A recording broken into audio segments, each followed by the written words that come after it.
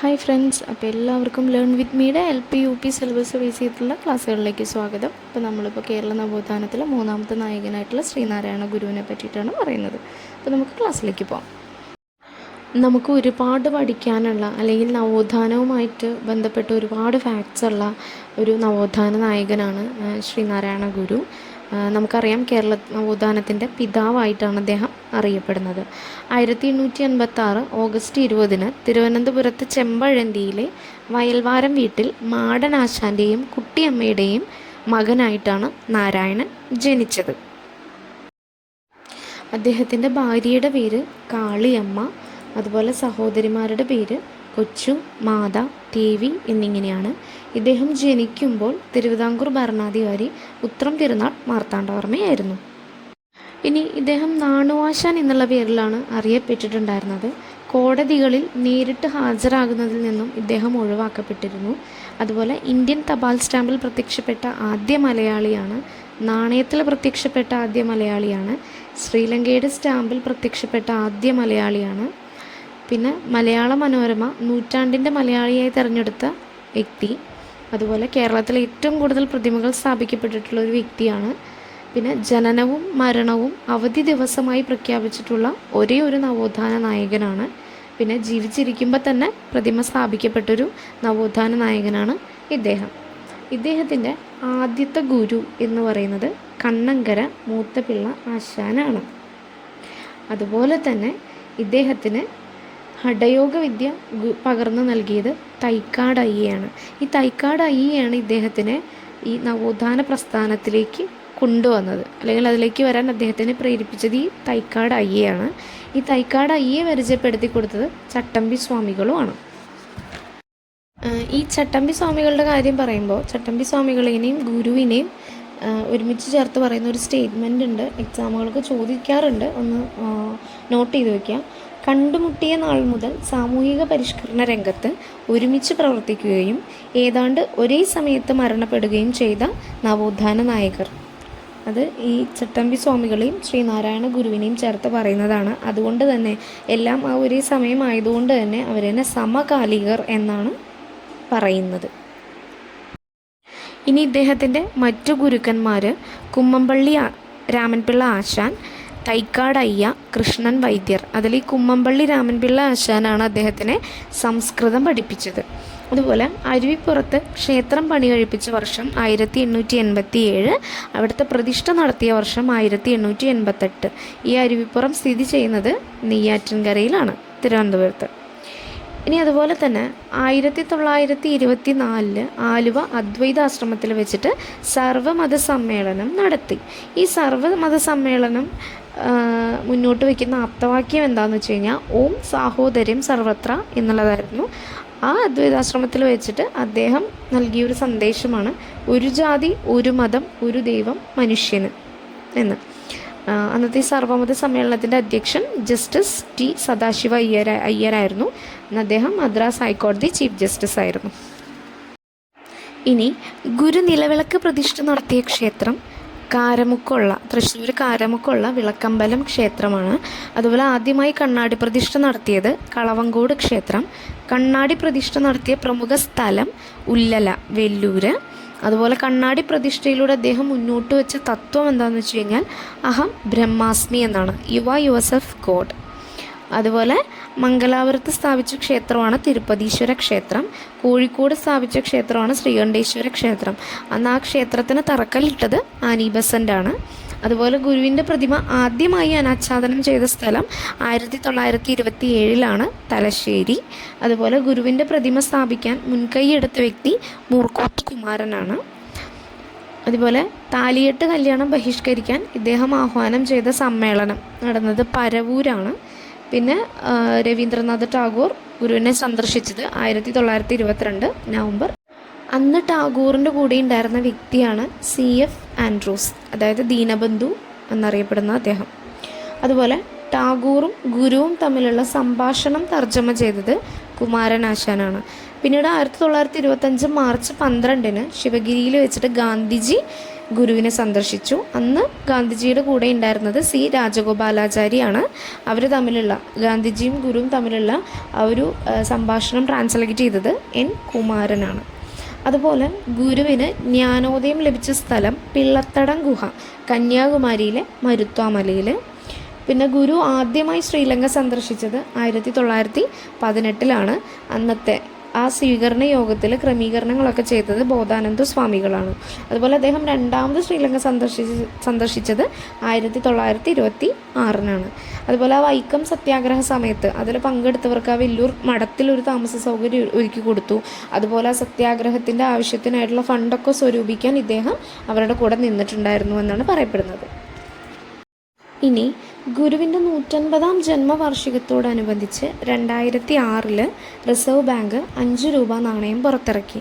അതുപോലെ ജി ശങ്കരക്കുറുപ്പ് അദ്ദേഹത്തിനെ രണ്ടാം ബുദ്ധൻ എന്ന് വിശേഷിപ്പിച്ചിരുന്നു. അഷ്ടഭുജാകൃതിയിൽ നിർമ്മിച്ചിരിക്കുന്ന ക്ഷേത്രമാണ് ഈ ശിവഗിരി ശാരദാമഠം.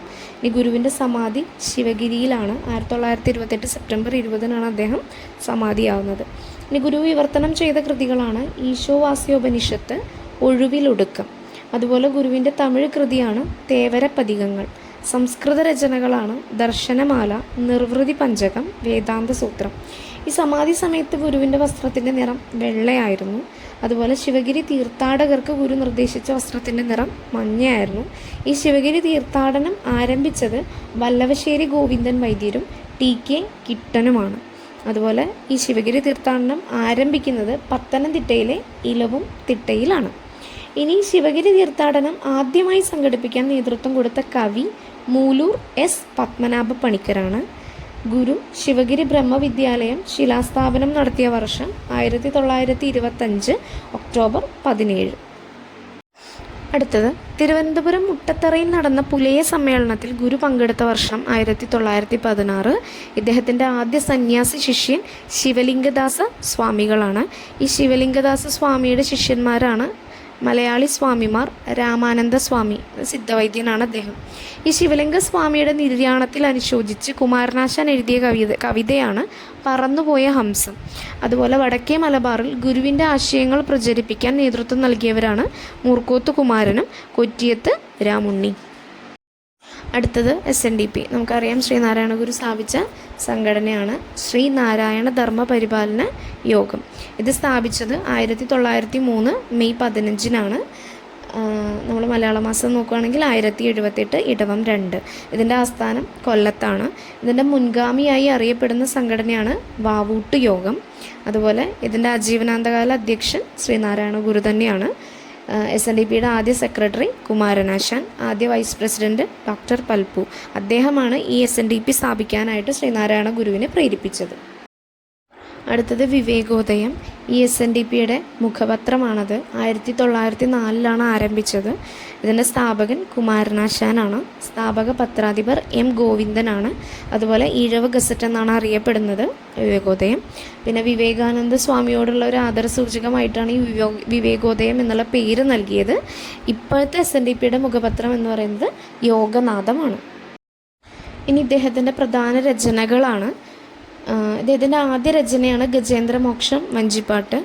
ഇത് ചട്ടമ്പി സ്വാമികൾക്ക് ആദ്യമായി സമർപ്പിച്ച കൃതി കൂടിയാണ്.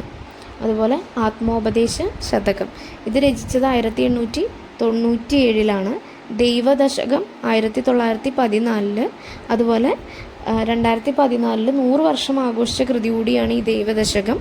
പിന്നെ ഗുരു മൊഴിമാറ്റം നടത്തിയ തമിഴ് ഗ്രന്ഥമാണ് തിരുക്കുറൽ. ചട്ടമ്പി സ്വാമികൾക്ക് ഗുരു സമർപ്പിച്ച മറ്റൊരു രചനയാണ് നവമഞ്ചരി. ആദ്യം സമർപ്പിച്ചത് ഗജേന്ദ്രമോക്ഷം വഞ്ചിപ്പാട്ടാണ്. ഇനി അദ്ദേഹത്തിൻ്റെ മറ്റു രചനകളാണ് ഈ തന്നിരിക്കുന്നത്. അത് നിങ്ങൾ വായിച്ച് നോട്ട് ചെയ്ത് വയ്ക്കാം. ഇനി അദ്ദേഹത്തിൻ്റെ പ്രശസ്ത വചനങ്ങളാണ്: മതമേതായാലും മനുഷ്യൻ നന്നായാൽ മതി, വിദ്യ കൊണ്ട് പ്രബുദ്ധരാകുക, സംഘടന കൊണ്ട് ശക്തരാകുക, മദ്യം വിഷമാണ്, അത് ഉണ്ടാക്കരുത്, കൊടുക്കരുത്, കുടിക്കരുത്, ജാതി ചോദിക്കരുത്, പറയരുത്, ചിന്തിക്കരുത്, അവനവൻ ആത്മസുഖത്തിനാചരിക്കുന്നവ അപരന് സുഖത്തിനായി വരണം. ആത്മോപദേശ ശതകത്തിൽ നിന്നാണ് ഈ വചനം എടുത്തേക്കുന്നത്. അതുപോലെ ഒരു ജാതി ഒരു മതം ഒരു ദൈവം മനുഷ്യന്, ഇത് ജാതി മീമാംസയിൽ നിന്ന് എടുത്തിട്ടുള്ളതാണ്. 1924 അദ്വൈതാശ്രമത്തിൽ വെച്ച് നടന്ന സർവ്വമത സമ്മേളനത്തിൽ അദ്ദേഹം ഈ സന്ദേശം കൊടുത്തിരുന്നു എന്ന് നമ്മൾ പറഞ്ഞിട്ടുണ്ടായിരുന്നു. പിന്നെ ജാതിഭേദം മതദ്വേഷം ഏതുമില്ലാതെ സർവ്വതും സോദരത്വേന വാഴുന്ന മാതൃക സമാനമാണിത്. ഇത് അരുവിപ്പുറം ക്ഷേത്ര കവാടത്തിൽ എഴുതി വച്ചിട്ടുണ്ട്. ഈ വചനങ്ങളും രചനകളും ഒക്കെ നന്നായിട്ട് നോക്കുക, പഠിച്ചു വയ്ക്കുക, എഴുതിയെടുത്ത് വയ്ക്കുക കേട്ടോ. ഇനി അതുപോലെ ഈ ശ്രീനാരായണ ഗുരു മറ്റുള്ള നവോത്ഥാന നായകരും കണ്ടുമുട്ടിയിട്ടുണ്ട്. അപ്പോൾ അതൊന്ന് നമുക്ക് നോക്കാം. അതിലാദ്യം 1882 അണിയൂർ ക്ഷേത്രത്തിൽ വെച്ചിട്ടാണ് അദ്ദേഹം ചട്ടമ്പി സ്വാമികളെ കണ്ടുമുട്ടുന്നത്. ഇപ്പോൾ നമ്മൾ ഓൾറെഡി പറഞ്ഞിട്ടുണ്ടായിരുന്നു, കണ്ടുമുട്ടിയ അന്ന് മുതൽ സാമൂഹിക പരിഷ്കരണ രംഗത്ത് ഒരുമിച്ച് പ്രവർത്തിക്കുകയും ഒരേ സമയത്ത് മരണപ്പെടുകയും ചെയ്ത ആൾക്കാർ അല്ലെങ്കിൽ സമകാലികർ, അതാണ് ഈ ചട്ടമ്പി സ്വാമികളും ശ്രീനാരായണ ഗുരു. അതുപോലെ 1891 കായിക്കര വെച്ചിട്ട് കുമാരനാശാനെ കണ്ടുമുട്ടി. അതുപോലെ 1895 ബാംഗ്ലൂർ വെച്ചിട്ട് ഡോക്ടർ പൽപ്പു. 1912 ബാലരാമപുരത്ത് വെച്ചിട്ട് അയ്യങ്കാളി. 1914 അദ്വൈതാശ്രമത്തിൽ വെച്ചിട്ട് വാഗ്ഭടാനന്ദൻ. 1916 തിരുവണ്ണാമല വെച്ചിട്ട് രമണ മഹർഷി. 1922 സെപ്റ്റംബർ 22 ശിവഗിരിയിൽ വെച്ചിട്ട് രവീന്ദ്രനാഥ ടാഗോർ. അതുപോലെ 1925 ശിവഗിരിയിൽ വെച്ചിട്ട് മഹാത്മാഗാന്ധി. ഇത്രയും പേരെ അദ്ദേഹം കണ്ടുമുട്ടിയിട്ടുണ്ട്. അതുപോലെ ടാഗോറിൻ്റെ കൂടെയും ഗാന്ധിജിയുടെ കൂടെയും ആരൊക്കെ ഉണ്ടായിരുന്നു, അവർ തമ്മിലുള്ള സംഭാഷണം ട്രാൻസ്ലേറ്റ് ചെയ്തത് ആരൊക്കെയാണെന്ന് നമ്മൾ മുമ്പത്തെ സ്ലൈഡിലൊക്കെ പറഞ്ഞിട്ടുണ്ട്. അതൊന്നുകൂടെ ഒന്ന് കാണാം. അടുത്തത് അദ്ദേഹവുമായി ബന്ധപ്പെട്ടുള്ള സിനിമ, അതുപോലെ തന്നെ കൃതികൾ, ഇങ്ങനെയുള്ള കാര്യങ്ങളാണ് പറയുന്നത്. P.A. ബക്കർ സംവിധാനം ചെയ്ത ഗുരുവിനെ കുറിച്ചുള്ള സിനിമ ശ്രീനാരായണ ഗുരു. ഗുരു എന്ന നോവൽ എഴുതിയത് K. സുരേന്ദ്രൻ. ഗുരുവിൻ്റെ ദുഃഖം എന്ന കൃതി എഴുതിയത് സുകുമാർ അഴീക്കോട്. നാരായണം എന്ന നോവൽ എഴുതിയത് പെരുമ്പടവം ശ്രീധരൻ. നാരായണ ഗുരുസ്വാമി എന്ന പുസ്തകം എഴുതിയത് M.K. സാനു. ഗുരുവിൻ്റെ ജീവചരിത്രം എഴുതിയത് മൂർക്കോത്ത് കുമാരൻ. ബ്രഹ്മർഷി ശ്രീനാരായണ ഗുരു എന്ന കൃതി എഴുതിയത് T. ഭാസ്കരൻ. ശ്രീനാരായണ ഗുരുവിൻ്റെ ജീവിതത്തെ ആസ്പദമാക്കി ചരിത്രത്തെ ആധാരമാക്കിയ ഗുരു എന്ന കൃതി എഴുതിയത് K.P. അപ്പൻ. ഗുരുവിൻ്റെ ജീവിതത്തെ ആസ്പദമാക്കിയ സിനിമ യുഗപുരുഷൻ, അതിൽ നായകൻ തലൈവാസൽ വിജയ് ആയിരുന്നു. അതുപോലെ 23 ഇന്ത്യൻ ഭാഷകളിലേക്ക് കേന്ദ്ര സാഹിത്യ അക്കാദമി വിവർത്തനം ചെയ്ത കൃതിയാണ് ബ്രഹ്മശ്രീ ശ്രീനാരായണ ഗുരു. ഇനി അടുത്തത് പ്രഥമ Sreenarayana Guru global secular award നേടിയത് Shashi Tharoor. International centre for Sreenarayana Guru studies, Navi Mumbai, മഹാരാഷ്ട്രയിൽ. ശ്രീനാരായണ ഗുരു ട്രോഫി വള്ളംകളി നടക്കുന്നത് കന്നേറ്റിക്കായൽ, കരുനാഗപ്പള്ളി. ശ്രീനാരായണ ഗുരു ജയന്തി ബോട്ട് റേസ് നടക്കുന്നത് കുമരകത്ത്. ഇനി അദ്ദേഹത്തിനെ പറ്റി മറ്റ് പ്രമുഖ വ്യക്തികൾ പറഞ്ഞ കുറച്ച് വചനങ്ങളാണ്. ഭാരതത്തിൽ ഇന്ന് ജീവിച്ചിരിക്കുന്ന പരമഹംസന്മാരിൽ സ്വാമിയെപ്പോലെ പരിശുദ്ധാത്മാവായി മറ്റൊരാളുമില്ല. ഇത് പറഞ്ഞത് ടാഗോറാണ്. അതുപോലെ ഞാൻ ദൈവത്തെ മനുഷ്യരൂപത്തിൽ കണ്ടു, അത് കേരളത്തിൻ്റെ തെക്കേ അറ്റത്ത് വാണരുളും ശ്രീനാരായണ ഗുരുവല്ലാതെ മറ്റാരുമല്ല. ഇത് പറഞ്ഞത് C.F. ആൻഡ്രൂസ്. ശ്രീനാരായണ ഗുരുവിനെ ഒരു മൂന്നാംകിട ദൈവം എന്നതിലുപരി ഒരു ഒന്നാംകിട മനുഷ്യനായി കാണണം. ഇത് പറഞ്ഞത് അയ്യങ്കാളി. ഇനി ഗുരുവിൻ്റെ ആത്മീയ പിൻഗാമിയാണ് ശ്രീ ബോധാനന്ദ സ്വാമികൾ. ഈ ബോധാനന്ദ സ്വാമികളുടെ യഥാർത്ഥ പേര് വേലായുധൻ. അതുപോലെ ഗുരുവിൻ്റെ ശിഷ്യനായ വിദേശി ഏണസ്റ്റ് ക്ലർക്ക്. ഗുരുവിൻ്റെ അവസാന ശിഷ്യൻ ആനന്ദ തീർത്ഥൻ അല്ലെങ്കിൽ ആനന്ദ ഷേണായി എന്ന് അറിയപ്പെടുന്നു. 1923 നീലഗിരിയിൽ നാരായണ ഗുരുകുലം സ്ഥാപിച്ചത് നടരാജഗുരു ഡോക്ടർ പൽപ്പുവിൻ്റെ രണ്ടാമത്തെ മകനാണ്. അതുപോലെ ഗുരുവിൻ്റെ ഏറ്റവും ഉയരം കൂടിയ പ്രതിമയുള്ളത് തിരുവനന്തപുരത്ത് കൈതമുക്കിൽ. ഇനി നമ്മൾ ഈ പറഞ്ഞ കാര്യങ്ങളും അതുപോലെ കുറച്ച് ഇയേഴ്സൊക്കെ ചേർത്ത് നമ്മളൊരു ടൈം ലൈൻ തയ്യാറാക്കിയിരിക്കുകയാണ്. അപ്പോൾ ചിലതൊക്കെ ഇതിലുണ്ടായിരിക്കും, ചിലതിന് മുമ്പിലത്തെ സ്ലൈഡിലൊക്കെ ആയിരിക്കും ഉണ്ടാവുക. അപ്പോൾ അത് നിങ്ങളൊന്ന് നോട്ട് ചെയ്ത് വെക്കേണ്ടതാണ്. ആദ്യം 1881 അഞ്ചുതെങ്ങിൽ സ്കൂൾ സ്ഥാപിച്ചു അദ്ദേഹം. ആദ്യത്തെ ഈ സ്കൂള് സ്ഥാപിക്കുന്നതുമായി ബന്ധപ്പെട്ട് അദ്ദേഹം പറഞ്ഞത് ഇനി വേണ്ടത് ക്ഷേത്ര നിർമ്മാണമല്ല വിദ്യാലയ നിർമ്മാണമാണ് എന്നാണ്. പിന്നെ 1882 ചട്ടമ്പി സ്വാമികളെ സന്ദർശിച്ചു, നമ്മൾ കണ്ടുമുട്ടിയെന്നും നമ്മൾ പറഞ്ഞിട്ടുണ്ട് അണിയൂർ ക്ഷേത്രത്തിൽ വെച്ചിട്ട്. 1887 അരുവിപ്പുറത്ത് സ്ഥിരതാമസം ആരംഭിച്ചു. അതുപോലെ അവിടുത്തെ ക്ഷേത്രം പണി കഴിപ്പിച്ചു. 1888 അരുവിപ്പുറത്ത് പ്രതിഷ്ഠ നടത്തി. 1898 അരുവിപ്പുറം ക്ഷേത്രയോഗം അഥവാ വാവൂട്ട് യോഗം രൂപീകരിച്ചു. 1901 തിരുവിതാംകൂർ സർക്കാർ സാമൂഹിക പരിഷ്കർത്താവായും മതാചാര്യനായും പ്രഖ്യാപിച്ചു. 1904 ശിവഗിരി മഠം സ്ഥാപിച്ചു. അതുപോലെ അദ്ദേഹത്തിന് കോടതിയിൽ നേരിട്ട് ഹാജരാവുന്ന സിറ്റുവേഷൻസിൽ നിന്നൊക്കെ അദ്ദേഹത്തിന് ഇളവ് ലഭിക്കുകയും ചെയ്തു. പിന്നീട് 1908 തലശ്ശേരി ജഗന്നാഥ ക്ഷേത്രപ്രതിഷ്ഠ നടത്തി. 1910 കോഴിക്കോട് മംഗലാപുരം എന്നിവിടങ്ങളിൽ ക്ഷേത്രപ്രതിഷ്ഠ നടത്തി. 1911 നാഷണൽ സെയിൻ്റ് ആയിട്ട് അദ്ദേഹത്തിനെ പ്രഖ്യാപിച്ചു. 1912 ശിവഗിരിയിൽ ശാരദാ പ്രതിഷ്ഠ നടത്തി. 1913 ആലുവയിൽ അദ്വൈതാശ്രമം. അതുപോലെ 1915 പുലയ വിദ്യാർത്ഥികൾക്കായി മിശ്രഭോജനം നടത്തി. 1916 സംസ്കൃത സ്കൂൾ ആലുവ സ്ഥാപിച്ചു. അതുപോലെ ചെന്നൈയിൽ കാഞ്ചീപുരത്ത് ശ്രീനാരായണ സേവാശ്രമം. അതുപോലെ 1920 തൃശ്ശൂർ കാരമുക്കിൽ നിലവിളക്ക് പ്രതിഷ്ഠ നടത്തി. 1924 ആലുവയിൽ സർവ്വമത സമ്മേളനം. അതിൻ്റെ മുദ്രാവാക്യം എന്ന് പറയുന്നത് വാദിക്കാനും ജയിക്കാനുമല്ല, അറിയാനും അറിയിക്കാനുമാണ്.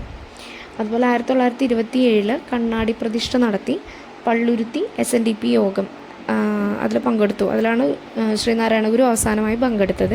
അതുപോലെ 1928 ശ്രീനാരായണ ധർമ്മസംഘം ട്രസ്റ്റ് ജനുവരി 9 സ്ഥാപിച്ചു. ഇത്രയൊക്കെയാണ് ശ്രീനാരായണ ഗുരുവിനെ പറ്റിയിട്ട് ഉള്ളത്. ഇത് തന്നെ ഒരുപാടുണ്ട്, കൂടുതലും സ്റ്റേറ്റ്മെൻറ്റ് രൂപത്തിലാണ്. അപ്പോൾ നമുക്ക് പോയിൻ്റ് ഔട്ട് ചെയ്ത് വയ്ക്കാനും നമുക്ക് 4 ഓപ്ഷൻ കിട്ടിക്കഴിഞ്ഞാൽ അതിനെക്കുറിച്ചൊക്കെ കൂടുതൽ മനസ്സിലാക്കാനും എളുപ്പമാണ്. അപ്പോൾ എല്ലാവരും ക്ലാസ്സുകൾ കാണാം. എന്തെങ്കിലും തരത്തിലുള്ള മിസ്റ്റേക്സും കാര്യങ്ങളും ഉണ്ടെങ്കിൽ താഴെ കമൻ്റായിട്ട് രേഖപ്പെടുത്താം. ഇനി കൂടുതൽ എന്തെങ്കിലും ഈ ക്ലാസ്സുകളിൽ ആഡ് ചെയ്യുക അങ്ങനെ എന്തെങ്കിലും വേണമെന്നുണ്ടെങ്കിലും കമൻ്റായിട്ട് രേഖപ്പെടുത്താം. അപ്പോൾ ഈ ചാനൽ ആദ്യമായിട്ട് കാണുന്നവരാണെന്നുണ്ടെങ്കിൽ ലൈക്ക് ചെയ്യുക, ഷെയർ ചെയ്യുക, സബ്സ്ക്രൈബ് ചെയ്യുക. അതുപോലെ തന്നെ അതിൽ ബെല്ലൈക്കണും കൂടെ അമർത്തിക്കഴിഞ്ഞാൽ നിങ്ങൾക്ക് അപ്ഡേഷൻസൊക്കെ നോട്ടിഫിക്കേഷൻസായിട്ട് ലഭിക്കുന്നതായിരിക്കും. അപ്പോൾ അടുത്ത ക്ലാസ്സിൽ കാണുന്നവരേക്കും ബൈ. Thank you.